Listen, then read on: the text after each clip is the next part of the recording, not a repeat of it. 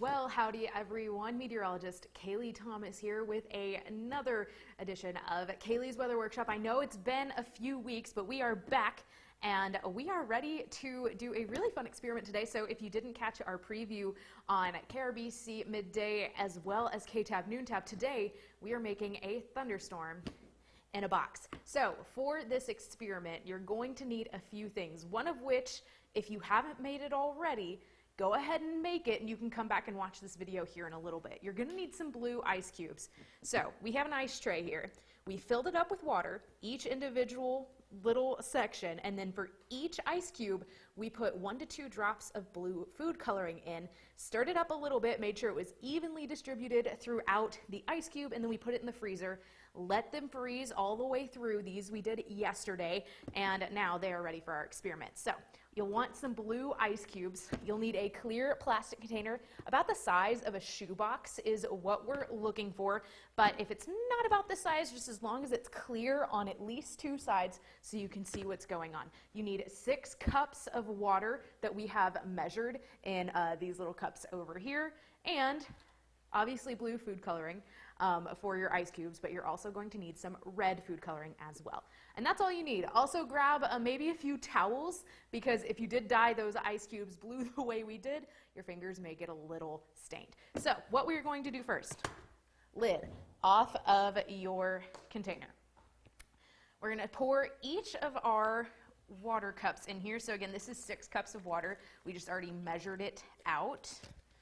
There's 2. This will be 4 cups and 6 cups.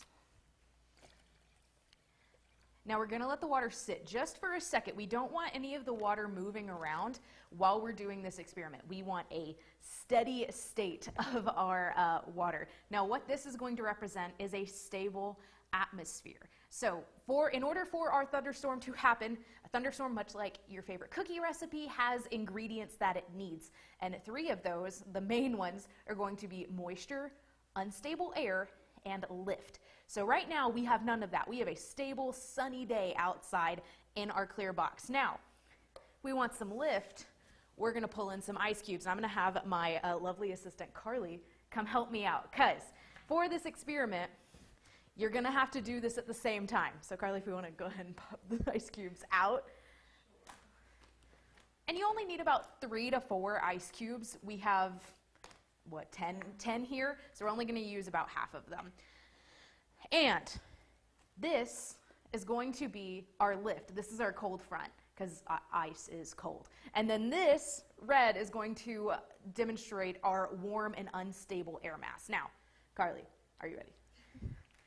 At the same time, a handful of ice. You're going to put the ice on this side of the container, and then you're going to put about 3 to 4 drops of the food coloring in the other side of the container. And we're going to want to watch right here for all the action. Okay, ready?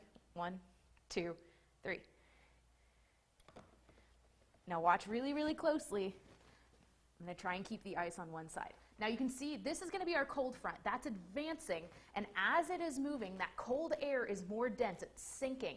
That is going to start to push up that red, more unstable air, and we can see right over here, we're going to start to get an updraft of that warm air rising over. And where we see that purple begin to form, that is your thunderstorm. So we're getting this constant uplift of that warm, moist, unstable air lifted by that cold air and that cold front.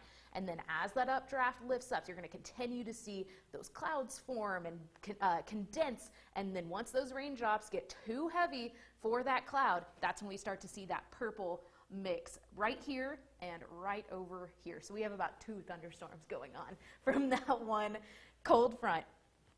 And guys, that's about it. This is a really quick experiment. Again, the ice does take some time to do, so if you didn't get to do that beforehand, highly recommend going ahead and doing that now. Coming back and making your own thunderstorm in your little clear shoebox. Well, thank you guys so much for watching this experiment in Kayleigh's Weather Workshop.